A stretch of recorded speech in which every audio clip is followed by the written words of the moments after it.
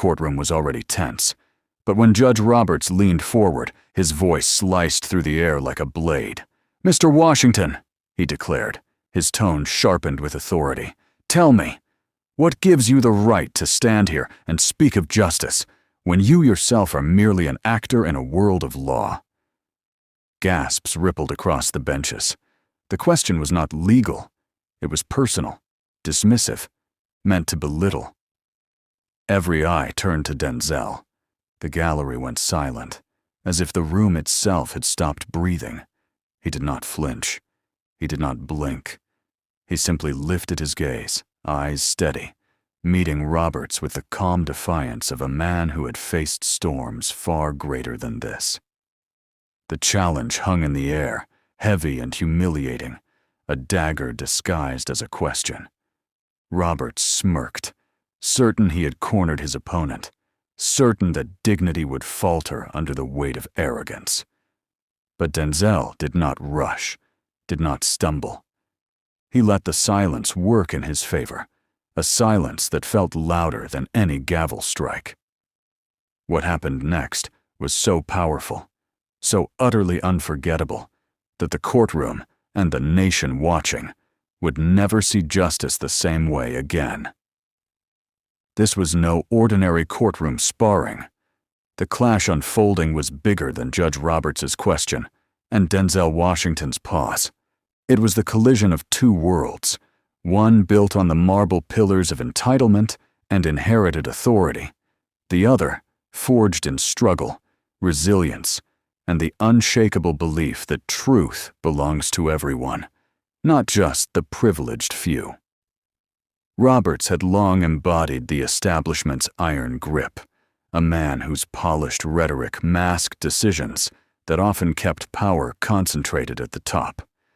To his admirers, he was tradition personified. To his critics, he was the gatekeeper who smiled while bolting the doors of justice shut. And here, in this charged silence, he attempted to remind everyone of that hierarchy. Actors act, judges judge, and the lines between them are never to be crossed. But Denzel's very presence challenged that boundary. He wasn't standing there as a celebrity chasing applause. He was standing as the voice of dignity, of countless Americans who had been dismissed, reduced, and told they didn't belong in the chambers of power. His silence was not hesitation. It was defiance, a reminder that truth does not need permission to exist. This wasn't just about one man's pride. It was about who gets to define justice in America. Was it to remain the province of robed arbiters insulated from struggle, or could it be claimed by those who carried the stories of real people in their bones? The stakes were no longer confined to this room. They stretched into every neighborhood, every family who ever felt invisible in the eyes of the law. And when Roberts leaned in with his challenge, nobody, neither judge nor jury, nor the millions beyond, expected the response that was about to come. Judge Roberts had built his career on an image of brilliance. To the untrained eye, he was the consummate professional. Crisp robes, impeccable diction, and the kind of confidence that never wavered under pressure. His speeches dazzled audiences with eloquence and restraint. Newspapers called him a guardian of order, a man who understood the Constitution better than he understood himself. He wore this reputation like armor. But beneath that polished surface lay a different story. Time and again, Roberts's rulings revealed a pattern, one that tilted the scales against ordinary people. Workers wronged by corporations found no comfort in his chambers. Immigrants pleading for protection encountered his cold insistence on procedure. Communities seeking justice for systemic wrongs heard lofty words about tradition, while relief was quietly denied. He was not overtly cruel. He didn't need to be. His power lay in the subtle way he cloaked denial with respectability. The contradiction was glaring. He spoke of fairness while reinforcing barriers. He praised equality in abstract terms, then voted to narrow its reach in practice.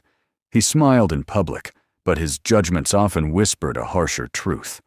The powerful would remain powerful, and the voiceless would stay unheard. Colleagues admired his intellect, even as whispers spread that empathy rarely crossed his bench.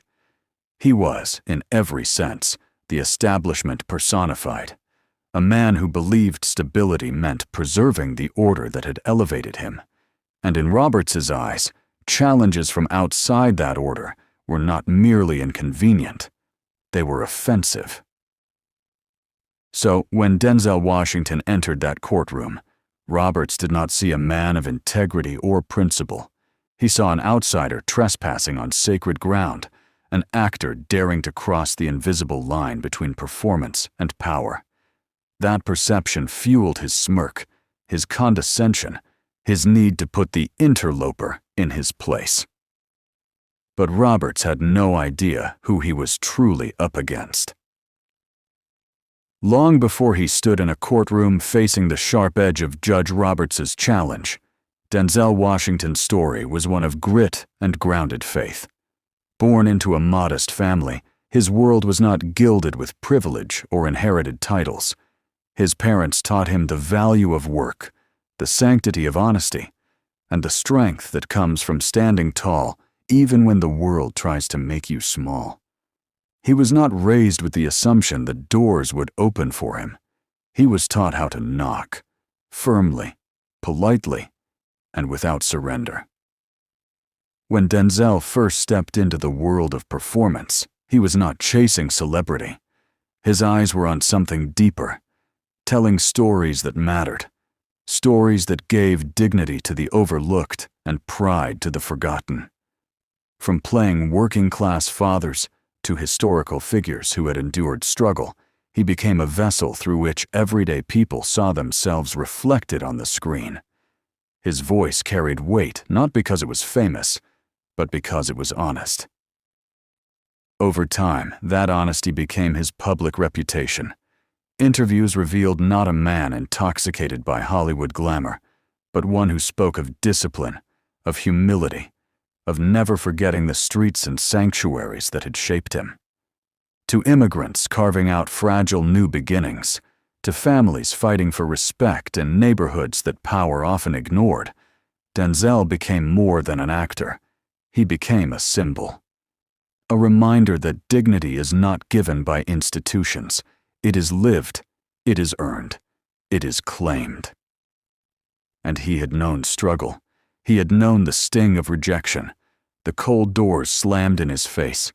Yet through it all, he clung to a belief that truth has a way of breaking through, no matter how tightly it is fenced in by arrogance.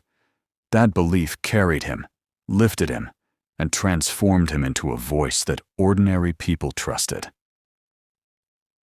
So, when Denzel stood before Judge Roberts, it was not as a celebrity indulging in theatrics. It was as a man whose entire life had been a rehearsal for this moment. A man who carried the stories of those who could not stand there themselves. A man whose calm gaze spoke for the silenced, the dismissed, the invisible.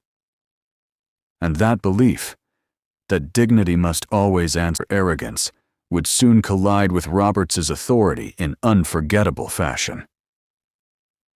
The tension thickened as Judge Roberts leaned forward, his voice tightening like a vice around the moment. "You see, Mr. Washington," he said with a deliberate edge, "this is not a stage. This is not Hollywood. In this chamber, we deal in facts, in law, in reason, not in sentiment." His words were laced with disdain, each syllable crafted to slice away at Denzel's credibility. A murmur spread across the gallery. Some gasped at the brazenness, others shifted uncomfortably, sensing that what Roberts had unleashed was less a legal point and more a public diminishment. The air buzzed with unease. Roberts pressed harder, his tone sharp as steel. "So tell us," he demanded, "what authority do you claim? What gives you the right to drape yourself in the language of justice when you are, at best, a performer reciting borrowed lines?" The attack was ruthless, calculated to rattle, to force Denzel into either retreat or blunder. Yet he did neither. Standing tall, his expression calm, Denzel let the silence absorb the sting. He drew in a measured breath, his pause deliberate, as though reminding the room that haste belongs to the insecure. His eyes did not dart. His hands did not fidget. The contrast was stunning. Roberts, sharp and restless. Denzel, steady as a stone. When he finally spoke, his tone was low but clear, the kind of voice that demanded attention without raising itself. Every pause was purposeful, every word balanced between restraint and power. He was not defending himself. He was preparing the ground, laying stones one by one, building toward something larger. The audience leaned forward unconsciously, sensing control was shifting, that Roberts's aggression was being met not with weakness, but with a force far subtler and far stronger. But then, just when Roberts thought he had cornered him, Denzel let the silence stretch until it became unbearable. The kind of silence that forces every person in the room to confront their own discomfort. Then, with a voice steady as granite, he began. "You're right, Judge," he said, his tone respectful but unflinching. "This is not a stage. It is something far greater. A stage is where we play roles. But here is where truth is supposed to stand on its own feet. And truth," he paused, eyes narrowing slightly, "doesn't need a robe or a title to exist. It belongs to everyone." A hush swept across the gallery. Denzel's cadence was deliberate, his words landing like hammer strikes. "You ask what gives me the right to speak here?" he continued. "The same thing that gives every man and woman who has ever felt unseen the right. Their humanity, their struggles, their dignity. I am not here as an actor. I am here as a son who was taught to honor justice, as a father who wants his children to believe in fairness, as a citizen who refuses to be silent when silence becomes complicity." Roberts shifted uncomfortably. His smirk flickered, a crack forming in his mask of authority. Denzel pressed on, his voice deepening with conviction. "You call me a performer. Maybe that's true. But if I have performed anything in my life, it has been the real stories of real people.